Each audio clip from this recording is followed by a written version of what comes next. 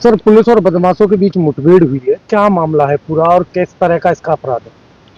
आज रात्रि में थाना खुर्जा नगर पुलिस और स्वाट टीम देहात के द्वारा संयुक्त रूप से आसफपुर बम्बे के पास चेकिंग की जा रही थी। तभी एक संदिग्ध बाइक सवार आता हुआ दिखाई दिया, जिसको रोकने का इशारा करने पर वह तेजी से बाइक मोड़कर भागने लगा। हड़बड़ाहट में बाइक फिसलने पर उसके द्वारा पुलिस टीम पर जान से मारने की नीयत से फायरिंग की गई। आत्मरक्षा जवाबी कार्यवाही में पुलिस के द्वारा भी फायरिंग की गई, जिसमें बदमाश घायल हुआ है। प्रारंभिक पूछताछ में इसने अपना नाम कासिम पुत्र हमीद बताया है। यह कस्बा जहांगीरपुर का रहने वाला है।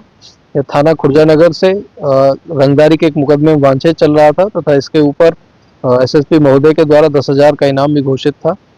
इसके ऊपर पूर्व से भी चोरी आदि गंभीर धाराओं में 6 मुकदमे दर्ज हैं।